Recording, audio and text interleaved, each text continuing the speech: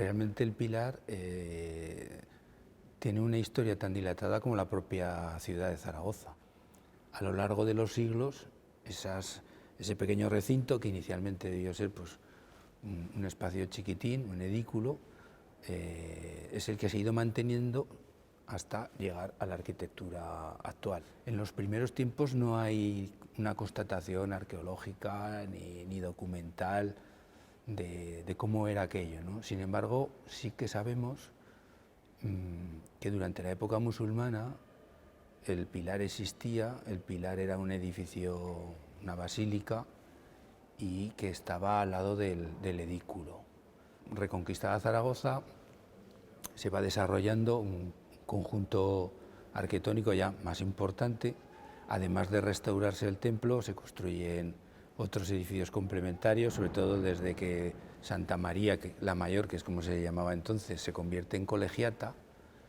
Y entonces, bueno, pues se realizan el claustro, un claustro románico, que podía ser muy parecido seguramente a San Pedro, al que hay en San Pedro el Viejo, en Huesca, y otras dependencias. Cuando Zaragoza se convierte en archidiócesis, el prelado Pedro Fernández de Luna pues es el que de alguna manera mejora, digamos, las instalaciones y forma lo que sería el templo gótico. El templo gótico en realidad es una transformación en elevación del propio templo anterior, que tenía su origen en la Basílica Visigoda, pero lo que hacen sobre todo en aquel momento es que la gran atención que tenía de fieles la pequeña capillita, deciden transformarla. Entonces le quitan, digamos, una de las paredes a aquella habitación pequeña y crean dentro del propio claustro románico, lo cubren con unas estructuras de madera para crear ahí una especie de Santa Capilla, y ese pequeño espacio es el que de alguna manera terminará luego absorbido en el templo barroco. Justamente cuando uno entraba estaba exclusivamente iluminada por lámparas colgadas, que había del orden de unas 100 lámparas colgadas. Entonces, bueno, esto se fue mejorando con el paso de los años hasta que hubo un incendio, porque claro, todas las lámparas allí con todos los tapices colgantes, etcétera, etcétera, pues fue bastante normal, casi se puede entender que hubiera un incendio, que sin embargo afectó a poco, pero les obligó a modificar un poco la estructura.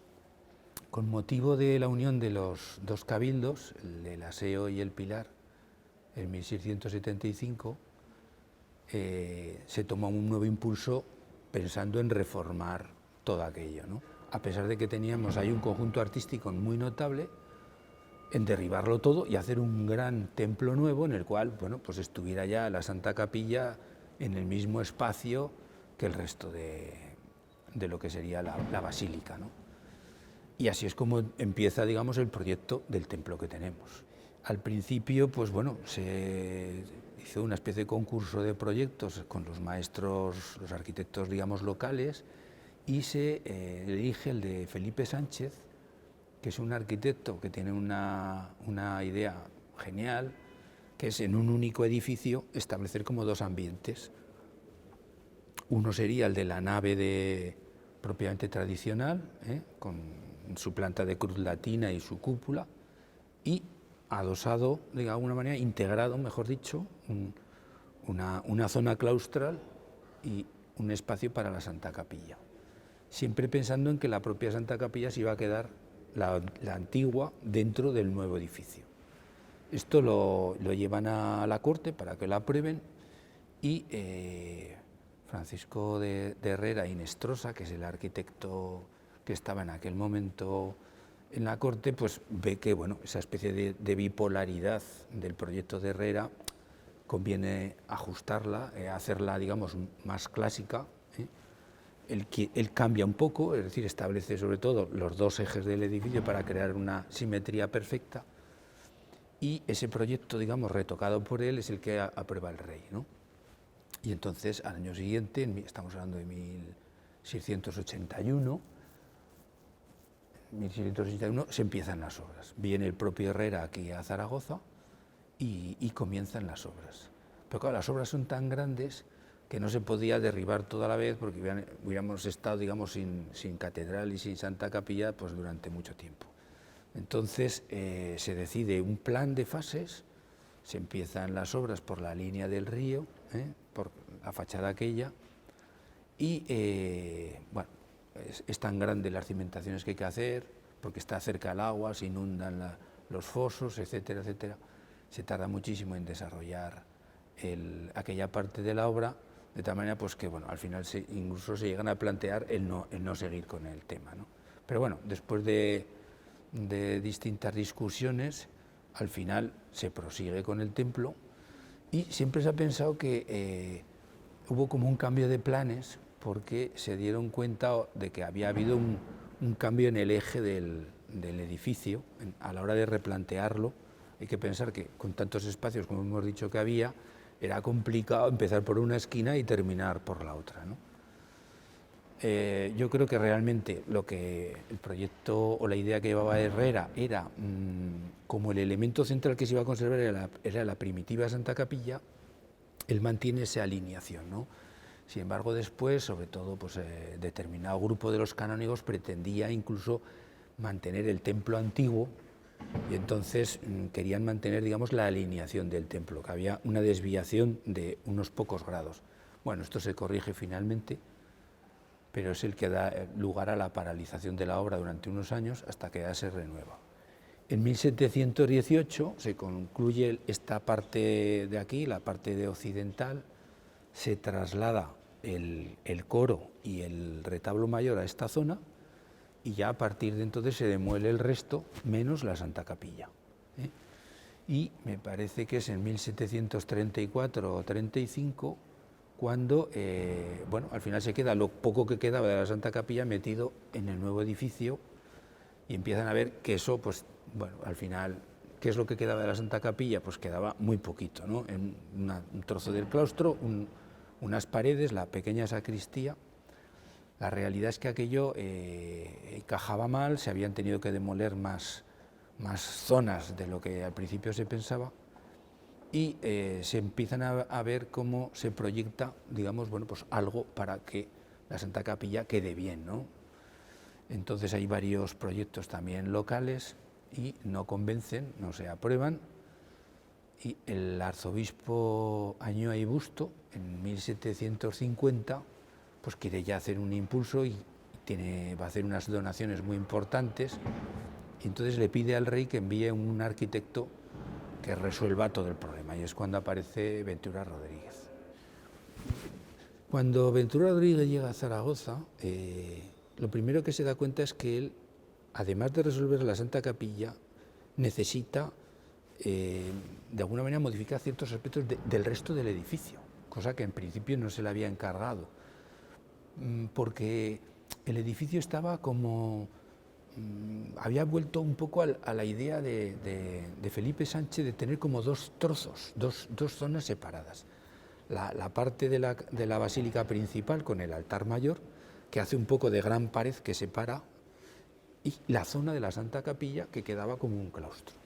Entonces él vuelve un poco al concepto herreriano de unificar, ¿no? Y él propone que el retablo mayor trasladarlo a los pies, o sea, a la cabecera del conjunto del templo, a oriente, de tal manera que el espacio litúrgico principal, el fondo de perspectiva fuera la propia Santa Capilla, que hacia allí, de hecho lo tiene el retablo de Carlos Salas de mármol, y que él pensaba que la propia Santa Capilla iba a ser, digamos, como el propio retablo, ¿no?, del espacio. De esta manera la Santa Capilla realmente pasaba a ser un núcleo, casi el núcleo principal del edificio, porque hacia los lados donde tiene las puertas abiertas ya tiene, digamos, ese sistema de atracción, pero en el otro lado, en lugar de tener una espalda que no dice nada, era la perspectiva de todo el eje del espacio principal. Eso lo podemos ver en la maqueta. La maqueta es la que él realiza cuando ya va a empezar de verdad la obra. En aquella época, aparte de hacerse unos planos ya muy precisos, era muy habitual hacer una maqueta y que se aprobara, porque eso es lo que iba a servir realmente como modelo constructivo. Es muy bonita la maqueta porque además conserva, aunque tiene lógicamente su antigüedad y ya está algo estropeadilla, pero mantiene la idea de los colores y los materiales. Ventura Rodríguez lo que quería era que el resto del edificio fuera un edificio neutro, blanco, con estos colores suaves, que son los que tiene, fuera luminoso, pero fuera neutro.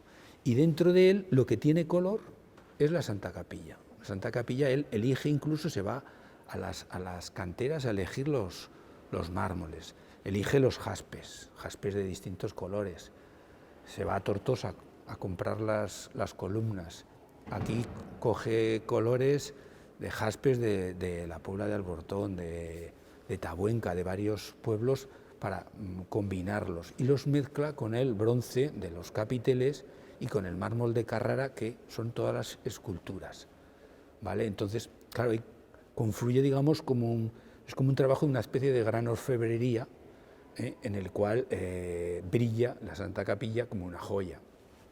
Pero más aún, además de este sentido, de lo que sería un sentido de color, por decirlo de alguna manera, y de valor material, Ventura Rodríguez le da también otro valor añadido muy interesante, y es que diseña incluso los elementos artísticos, porque luego se siguen más o menos, que se van a desarrollar en el propio digamos, edificio. Al final se consigue casi una especie de obra de arte total, en el sentido ya casi romántico un poco del término, en el sentido de que hay una fusión de arquitectura, pintura, escultura, todo ensamblado. Uno se acerca y ve la talla de la Virgen, que es la talla gótica, digamos, y es muy chiquitita. Entonces, claro, hay una diferencia de escalas entre lo que es el pequeño espacio de la cercanía y el enorme espacio del templo. Entonces, lo que hizo Ventura Rodríguez fue resolver con la Santa Capilla una especie de concentración de espacios, de pasar de un gran espacio a un espacio pequeño. De tal manera que cuando uno entra en la Santa Capilla y está cerca de la pequeña figura, se da uno cuenta que tiene todo un sistema de espacios crecientes en armonía. Eso es una solución muy ingeniosa. Él resuelve la asimetría del pilar, pues construyendo, digamos, un formato de 3 altares. En el centro está una figura de retablo, por decirlo de alguna manera, y 2 nichos en sus lados. En un lado coloca a Santiago y a los 7 convertidos, y en el otro la Santa Columna con la Santa Imagen.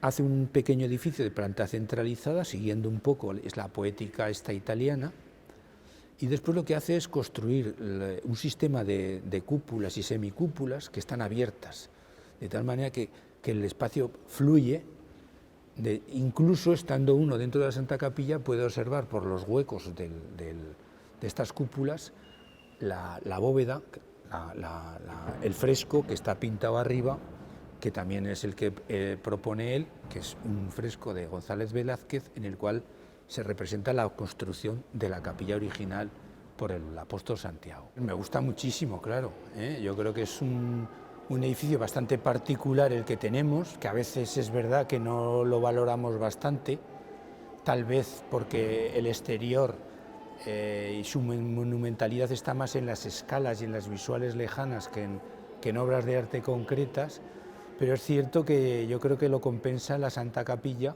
que es un poco como el contrapunto a esa cierta austeridad exterior, ¿no? Forman un conjunto único, verdaderamente único, ¿no? Entonces, yo creo que solo por ello ya, digamos, uno termina un poco prendado, ¿no?, de esta arquitectura.